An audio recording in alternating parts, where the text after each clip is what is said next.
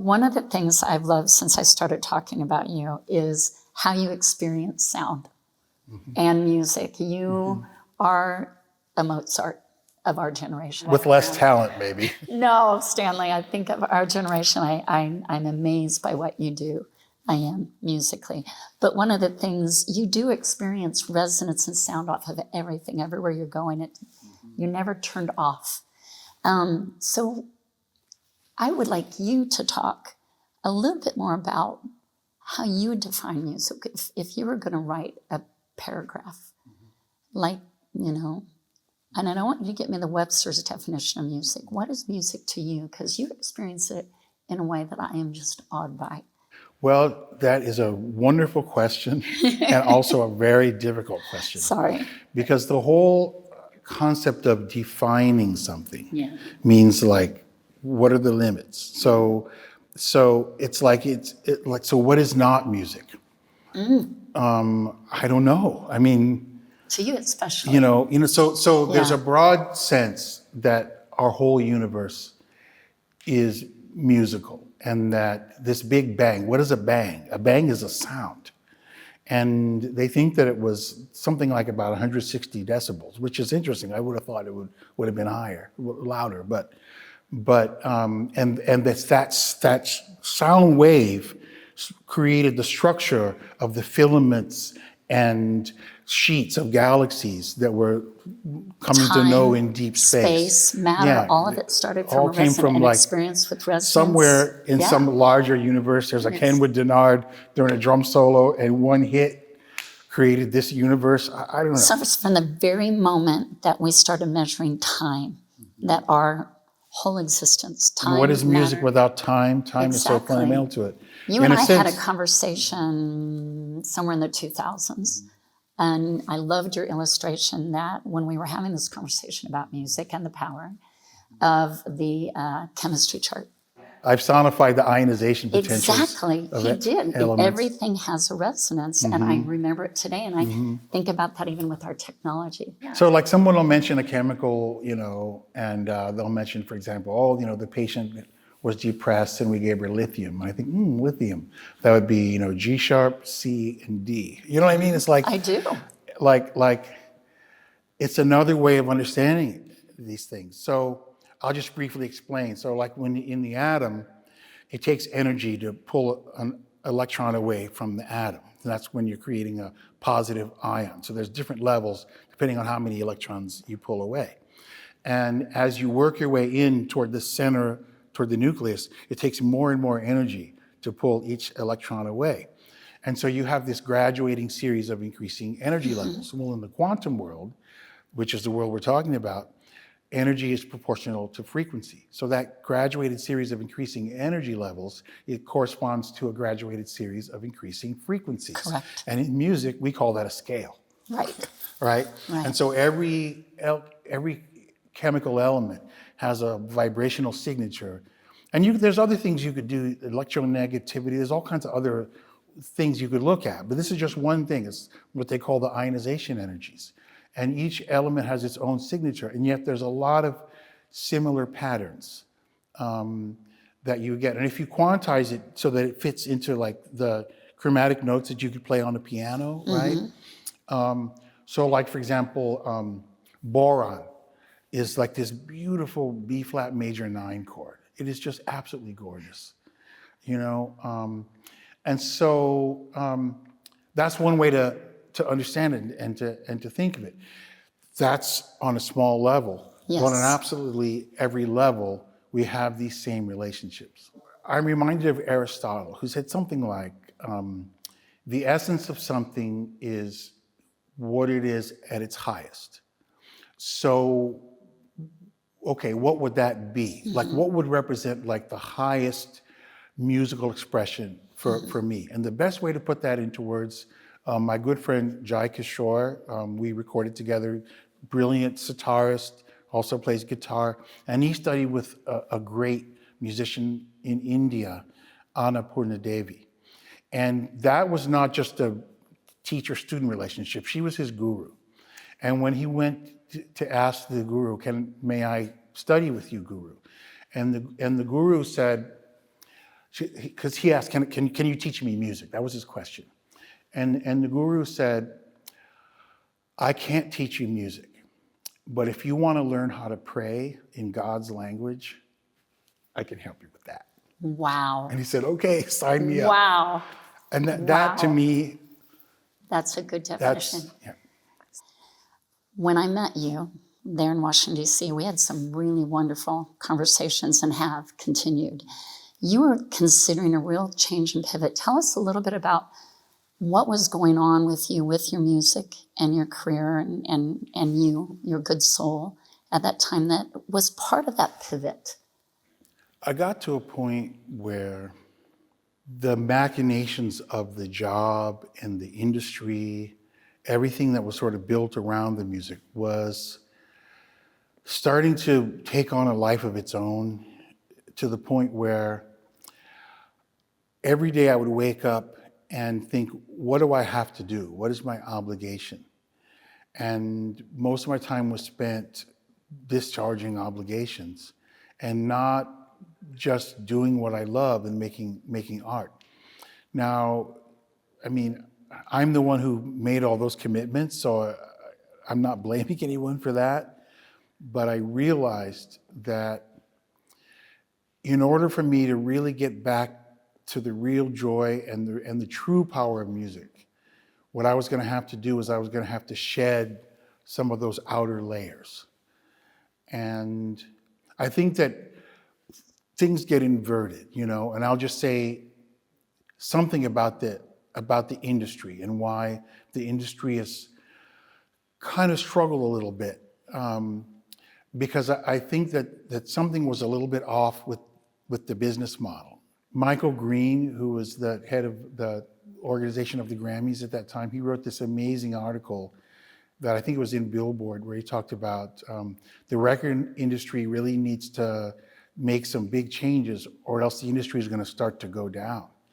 And one of the things he said is you have to get back to the original purpose, which is promoting great music. So, for example, don't ever sign an artist that you don't plan on promoting. Mm-hmm. So, for example, sometimes a company would sign an artist just to keep them out of the way of another artist. It's all like we're like chess pieces and stuff, you know, that kind of stuff. He was saying that kind of stuff is going to bring the whole industry down. And I think he was ahead of his time, you know, because it got to the point where, you know, music just became the soundtrack to a video. And now they don't even show you the video anymore. It's just such a extra, you know, it's a soundtrack to video games. It's an extra thing. I remember a new album would come out and we'd all get together and we'd put on the record and we would just listen to the music. It wasn't a background for other things, you know? And if you keep trying to find the best music and promoting the best music and hold that up, then you can maintain that, because it's like, the music is so good, you don't want to do anything else. It's just like, wow, this music is so amazing. And so I was kind of grappling with that in my own way, because I started to see that, okay, you know how there's a natural development and things tend to develop into a hierarchy. So you have higher levels, but I'm talking about a actualizer hierarchy. I'm not talking about a dominator hierarchy, and that's where things start to go wrong. So, for example, okay, it's great that Mozart wrote all that great music, right? Yes. What's even better is that he wrote that music and you can buy it on CD and you can stream it and you can download it. That's even better.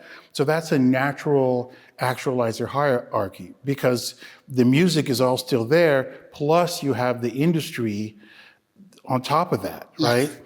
And whereas a dominator hierarchy would be where the top level. So see, what I'm saying is actually a little bit radical in a way, because I'm saying that the musical industry is on a higher level than the music itself.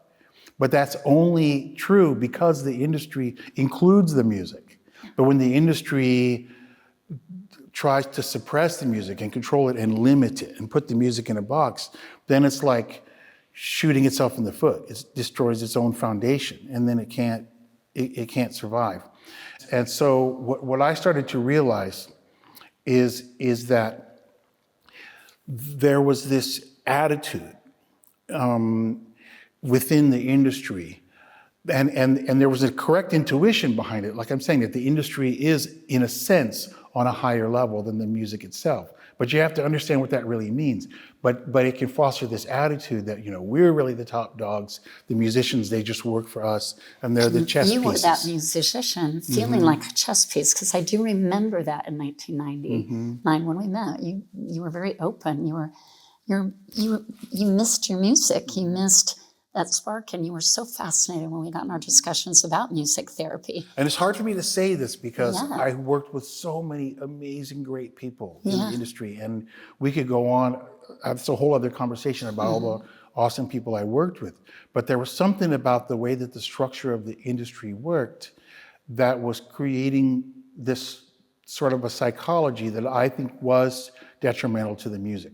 And so from my standpoint, as an artist who didn't easily fit a mold, Right. if you fit a mold, then it's real easy. And it's sort of like there was a place for me. There's like, here, step into this place, and everything will be fine, and you're going to have everything you want. And basically, that place for me was that I could be the Wynton Marsalis of guitar, basically. And if I decide, okay, that's what I'm going to be, then it was great. But I wanted to do other things. I wanted to play rock. I wanted to play pop. I wanted to integrate the science with the music. I wanted to do more than just entertain people and try to make the critics like me. And you know, I wanted to try to take music to another level. Like we're talking about the actualizer hierarchies. It's like, well, okay, your record was #1 for a year. Can you top that by going for 2 years? Well, I have another way to top that. I want to top that. Okay, last time I did a record that sold great copies and made people happy. Can I top that by making music that's also going to promote healing, for example? That's where we're talking about a whole other thing. And what I liked about stepping into the whole music therapy space is that it actually challenged me to bring out more in the music, you know, and that is what I kind of wished that the industry had been trying to do. And that was the moment. You were one of the early adapters in the National Academy of the Recording Arts and Sciences, along with Michael Green. Am I correct that you played on the Grammys around then? Because I remember being at a performance. Michael Green was the CEO of the Recording Academy at that time, and he introduced you as one of his heroes, as one of his favorite artists. And it was the same time that I was being recruited into the Recording Academy, and that's why I was there. So I don't remember if it was a Grammy performance, but another. But you were one of the early people to get behind that, because Michael Green is the first one who brought music therapists into the Academy, and when I joined in the mid-90s. So with that pivot, let's talk about that being an early adapter. I do remember, not just from you, but from industry magazines and several people giving you pushback and not accepting it, but you were very committed to this from your soul, from you, the person, that artist side. You pushed forward. Will you talk to us a bit when you leaped and you turned into adapting the power of music to heal and really become that spokesperson, a leader? You actually started bending towards responsibility for treating. Tell us some of your stories, your personal stories, and even if it wasn't in that vein, about the power of music to help, to heal, but even to treat. But where have been some of your personal moments on the power of music that you've been a part of? I can talk about a lot of things that I've witnessed with music therapists. But even in my own experience, even before I knew what music therapy was, I wanted to find a way to enhance the healing power of music. I remember I had an experience when I was in high school.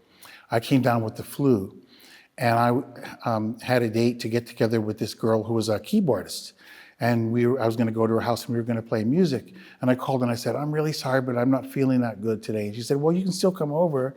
And I thought, well, I might as well at least do something I enjoy. So, okay, I'll come over. And we played for like 6 hours. I mean, it was like the longest marathon jam session I had ever had. How old were you? So I was like about 16 or so. And I remember by the end of the day, I felt like all that music had just sort of processed the flu out of my system. And I was well on my way to healing. And I was like, wow, I didn't know you could do that with music. Sort of note to self, okay, that's pretty cool to know that music could do that. But I didn't know anything about music therapy. But I always tried to use music in important moments and transitions. And so, for example, I played for a birth, I played for a death. I did a concert, and in the third song, just in my mind, I honored someone who recently had crossed over. And then a family member approached me after the show and said they saw that person on stage with me in the third song. And that's like, do, do, do, do, do, do, do. I mean, I don't even know what I did there, but. And that was during a performance, Yeah. and they came up afterwards at your meet and greet? And they said it was the third song I saw that person. They didn't even know. I didn't say anything. You just did that intention as an artist. That was the intention that I had. And so I don't even really understand that, but it's just a window into the untapped powers of music. It's sort of like cuts across all the different layers of reality in a way that I don't think we can really fully understand, I love at the end of Dr. Crow's book, Music and Soul Making, where she says, I predict that music will be, even beyond a modality of healing, it could become a sort of applied philosophy in the 21st century. Yes. And I totally get that. It's like a way of understanding our world better. And now what are we finding out, even in science? Every time you turn around, there's another planetary system that's in resonance. There's this new one that's got 6 planets in resonance.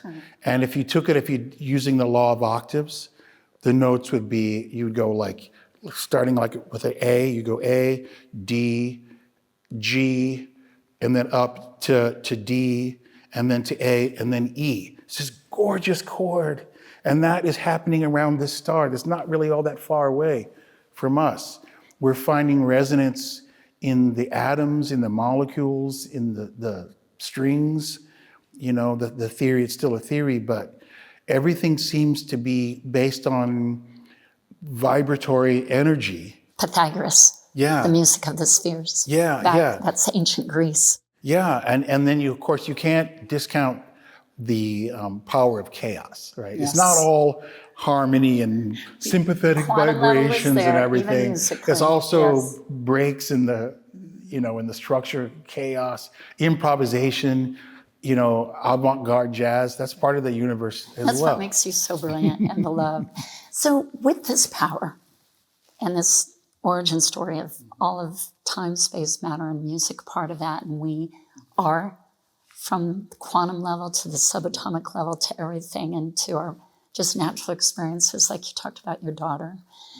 When you think about that power, you talked about positive power of music.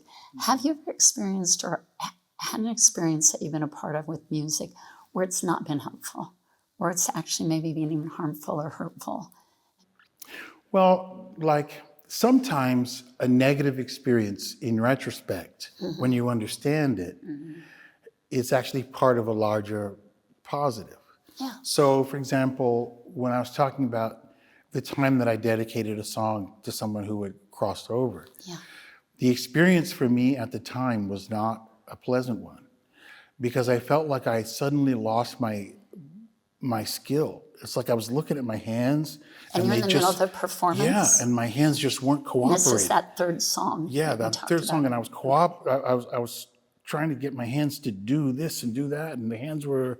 It was almost like I wasn't completely connected to my hands. And then when that family member told me that they saw that person on stage with me, it was as if somehow I had dialed into some cosmic address or something, and that I had one side in this world and another side in another world or something.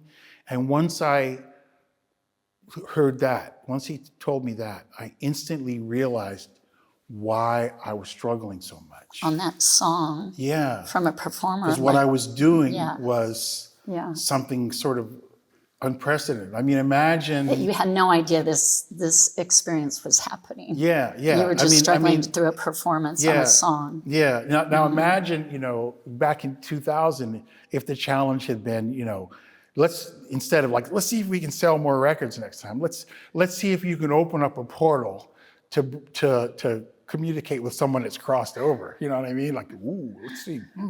That's going to take some work. I'll have to get back to you on that. But I mean, it's like, that's what the industry should do, is to challenge us to kind of backtracking a little bit on that topic. I was asked to speak. There was in Murfreesboro, Tennessee, in the program for music industry management. I was asked to speak to the students there. And one of the things that I said is, if you're going to be on the industry side of the music, learn as much as you can about music and develop your own musical skill as much as you can. Because what's going to happen is musicians are going to pay more attention. They're going to listen to you more, because they're going to accept your advice more, because it's going to be coming from someone who actually understands their world. And there's this whole idea of connecting different worlds. I think in a way that's just even beyond music. I think that's the great connector. A big part of what my purpose is in this particular incarnation on this planet, is because I see things being really scattered. And I think that the differentiations have been useful in some ways, okay, but it's time to weave those threads back together. Yes. And that is the challenge of our sort of postmodern world, is how to integrate. So we need to graduate beyond, I'm not talking about holism in a sense, where everything just goes back to oneness and wholeness. There's an underlying oneness already. And you got e pluribus unum, okay? Yeah. So the unum is fine, but there's also the pluribus, right? And when you have the both, that's integration. Right. And that's where it's sort of like you could take all your vegetables, throw it into the blender, and make a great smoothie. And believe me, I do that. It's great. Nothing wrong with that. But that's not what I'm talking about. What I'm talking about is to make a salad. And so each vegetable still retains its integrity, but you somehow put them together. Great pairing with music, and how we find the harmony. And music does that. It brings people together. It brings everything One together. of my favorite things from the Grammys, and I'm so happy that you were there, and yes. I want to hear about your actual experience of being in the room. One of my favorite moments was when they have the string quartet. Yes. Full of Arabs, Israelis, Palestinian, they're all playing together in a string quartet. I got goosebumps just you telling me about it. That's what music is all about. And it is, and we've had that since the dawn of time. And, humanity has had music. We started imitating animals first, right? The nature sounds, and we've evolved. It's been a part of our healing, our traditions. You talked about, the rituals of transitioning into birth, into death. It's been one of our deepest, most treasured things that speaks to us when words fail, when we grieve, when we honor. Healing is really important and is a big theme in our lives. But there's something else. Like, okay, so healing, and heal has to do with the word whole, but yes. like bringing back wholeness. It implies a restoral of some previous state of wholeness that was somehow fragmented or disrupted. So we're going to bring that back. And that's good. That's important. But you can also have growth. You can go to new levels of functioning that you've never been to before. And that, to me, is a whole other level of the power of music. And so, it doesn't have to necessarily be with people who are maybe low functioning in some area or whatever. It could be with anyone. We can all improve our lives and experience things. Even just the simple fact of taking our like monkey mind, we're all over the place. And in today's world, it's hard not to be. There's just, emails and phone calls and everything, but taking that monkey mind and giving it something that's so powerful and so wonderful that we can't be anywhere else. It brings us into the moment. It brings us to the here and now. And it's in that moment where we have that kind of peak experience that breaks through and takes us to these new levels that we've never experienced before. You have been my friend and one of the few people, you and Rupert Neve, back in the 90s, when we met. I met Rupert first before you. He was one of the first people in the Recording Academy in the industry when I talked about using music to treat. And the idea music can do harm when human beings are vulnerable. What to do, when to do, how to do it is the difference between saving their lives or killing somebody. And music is no exception. It's so powerful that you've got to handle those delicate brains or delicate beings with care. So when I started talking to Rupert about my inventions back then, he was one of the few people in the industry that ever took me seriously and would actually engage for hours, a phone call that lasted an hour and a half with Rupert. Wow. You were one of the few people that also took me seriously, and that we've been talking now since 1999 about the future of music and technologies, the future of the industry, but for me, the future of potential new uses of music in the medical sector, solely designed for the medical sector. And you've been a great supporter and person I can go to and talk. What's your vision? That's mine, and I know we talked about, but what do you see as the future with this power, why you're here? You said this purpose, why you've got this moment as this being, this prayer. What's your vision? With music in your life and for us in this universe? Big question. I know this may seem a little weird, but I imagine life being like a musical. Like, you know how like in a musical, like if somebody starts singing, everyone joins in. They could be like at the office or, typewriter or whatever. They take their hands off and they get up and they dance and they sing. And I imagine music being just a part of our everyday life instead of being siphoned off into this special dedicated area. But in the modern world, we've kind of put it into like a compartment. And I imagine that compartment opening up and everybody becoming musical. And it doesn't matter where you rank in terms of your level of talent or, whatever. What matters is that how that music engages all of us together. One of the fun things about our friendship as colleagues and fellow musical souls and kindred souls is music is a science and an art. We don't separate the two. So we can seamlessly talk about this. And one of the fun things just to talk about a fun fact, that early in your career, were you the startup sound for the first Apple computers or something like that?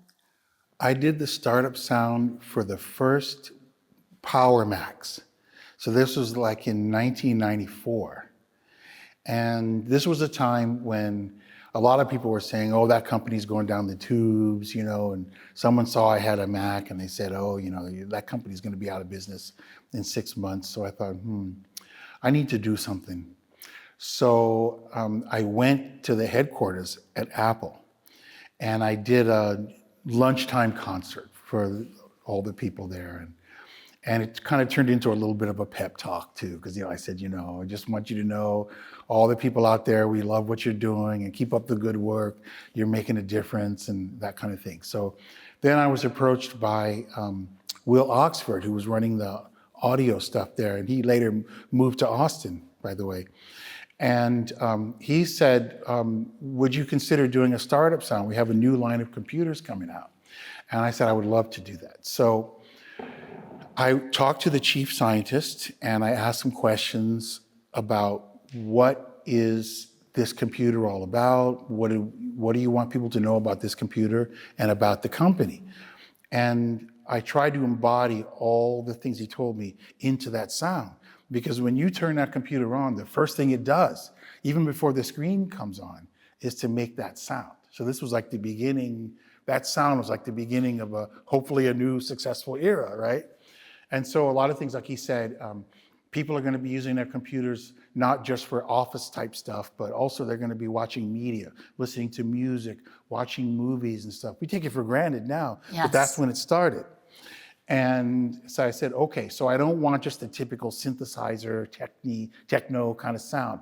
I want something rich and resonant and acoustic. So I use mostly acoustic guitar in that sound. And he said, we want people to know that Apple's here to stay. So I wanted the sound to have some attitude. So I gave it a sort of like a E minor, sort of a rock and roll harmonic thing, you know. And I hit that guitar. I put some energy into that guitar. It's like, yeah, you know. I dug into the guitar, you know. And also, one other thing I'll mention, he said these computers are going to be really fast. It's going to be the fastest personal computer ever.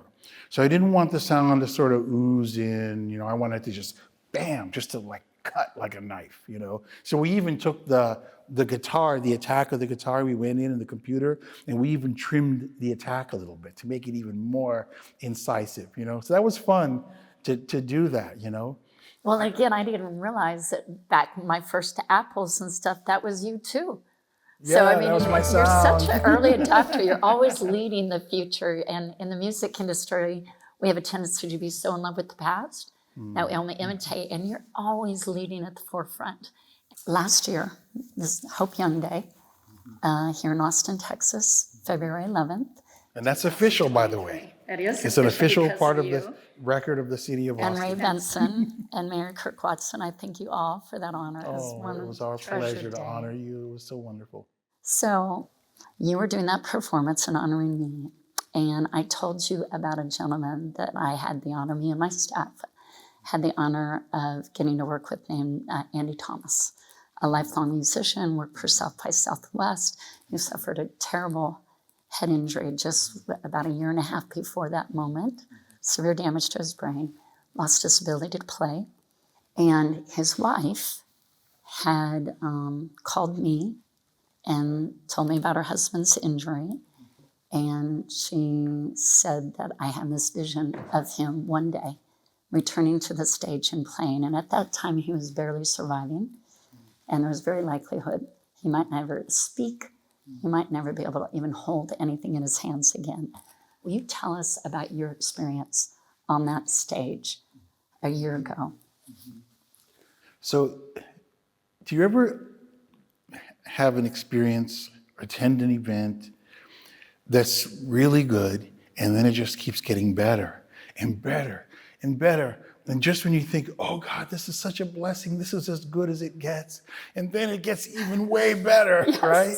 That's amazing. What that was like for me. I mean, I already felt inspired because what the whole event was about, you know, and so I was so happy to be there, and you know, my state of mind has a big effect on my music. So I was already kind of in a good zone, you know, and I think for the people there, I think they could probably feel that and hear that. So it was already, you know, a decent concert, you know, from the beginning. Then when you talked about Andy and all the whole experience, and people were like, wow, this is so cool, because in addition to music having this ineffable power that I'm experiencing right now, I just know that I'm enjoying this very much. And then to have my highest intuition like validated, like, wow, you know, music actually can have healing powers. And here's an actual story of how this really happened. This is like mind-blowing. This is like amazing, you know? Then the song Stand By Me. And then when Andy actually came out and played, I mean, I'm tearing up right now just thinking of it. There was not a dry eye in the house. No. That was one of the, for so many of us in the room, it was one of our favorite moments ever of a musical concert.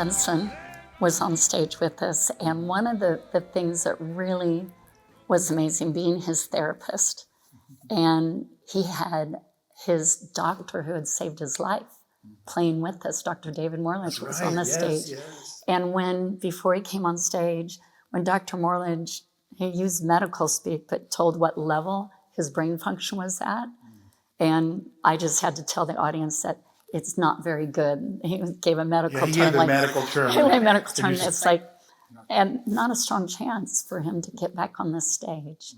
But he not only took the stage, and you're right, he played. Ray Benson, you, Dr. Morledge, Jessica Farr, the bassist, James Mann, the drummer, and then Andy, they started playing.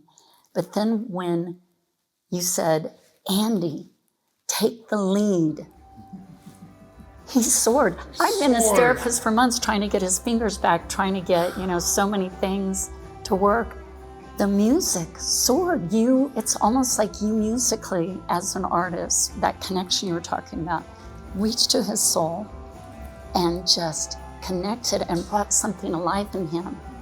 Again, back to life. And his wife stood up, crying, cheering everybody. And it kept building. And then Ray took a lead, you took a lead, and then you went over all the way across the stage. And the two of you together did something, and he played on a level that nobody could have ever dreamed. But it was the heart and the soul of a musician bringing back to life connections in such it's like magic, but it's science and it's spiritual. And like you said, the guru, you said the guru said, I can tell you what? To pray in God's language. That was, I think that's what we were trying to say, isn't it? That moment. And it was such a beautiful moment. And Stanley, you made that happen. And I'm honored and so grateful to be your I colleague. can't say that I made it happen, but you were definitely a I part. helped. Hope Young Day did not happen without you. Ray Benson going to the mayor, having the mayor proclaim it Hope Young Day, and me, and being very generous and taking a risk on Andy, who's still in treatment.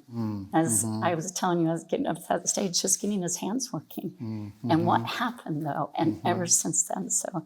Like Gene Houston says, you're cooking on all burners. You know how music activates the whole brain? Yes. And so why leave out part of your brain when you don't have to? Yeah. I love that vision. I love coming home.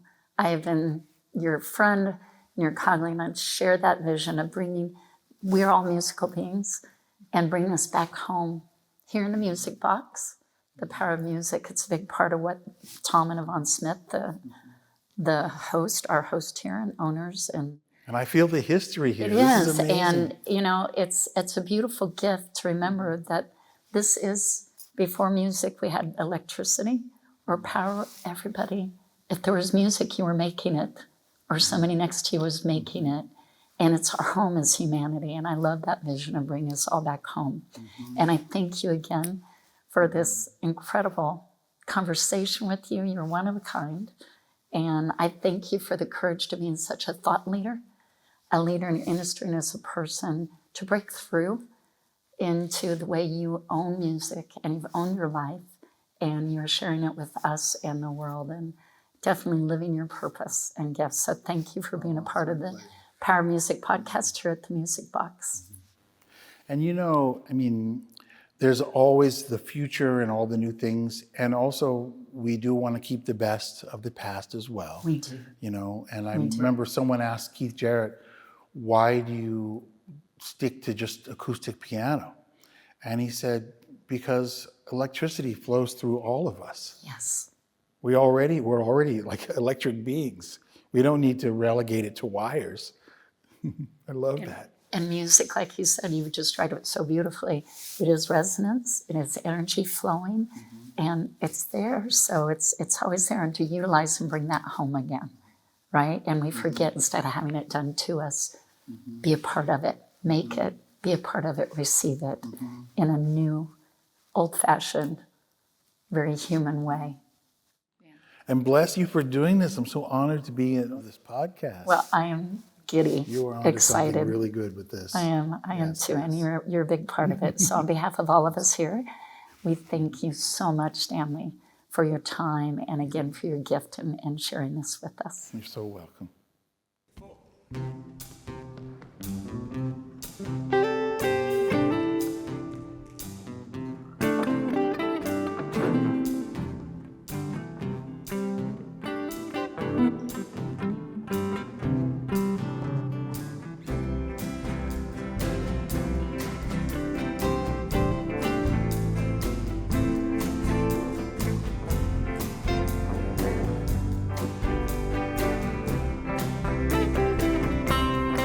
When the night has come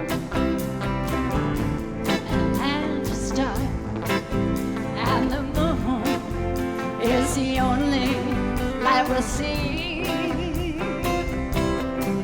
No, I won't be afraid. No, I won't be afraid. Just as long as you stand by me. So darling, darling, stand by me. Oh, Stand by me. Oh, my darling, my darling, stand by me. If the sky we look upon should tumble and fall, oh, the mountains should crumble to the sea, I won't cry, I won't cry, no, I won't shed a tear, just as long as you stand by me.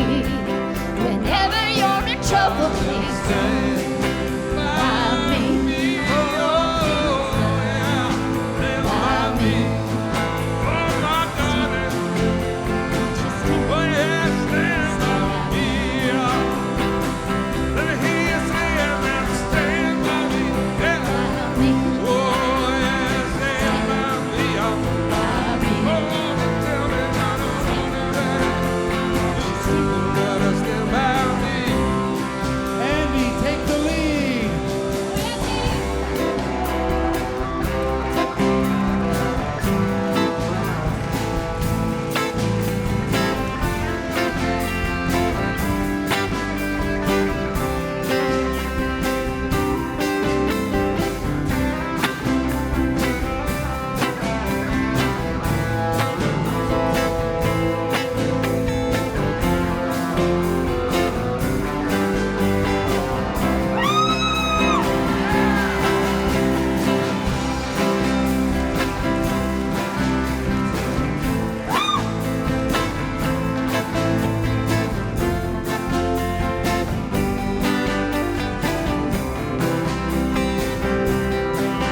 If the sky we look upon, oh, should tumble and fall, oh, the mountains should crumble to the sea. Everybody sing with us, ready?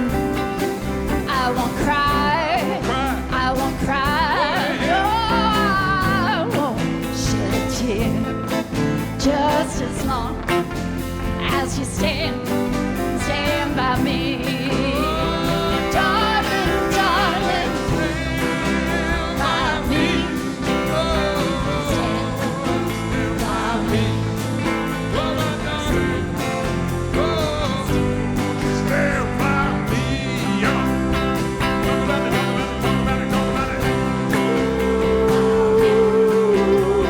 Stand by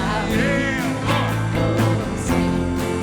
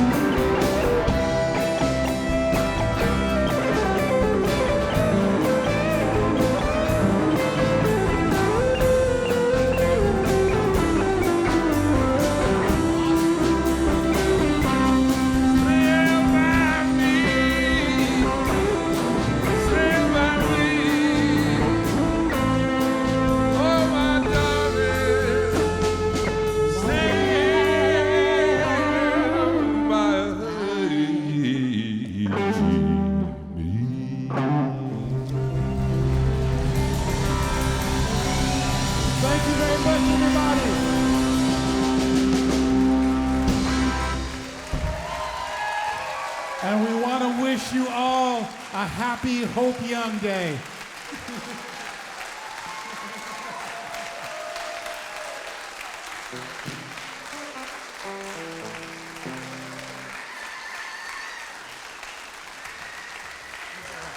Introduce everyone.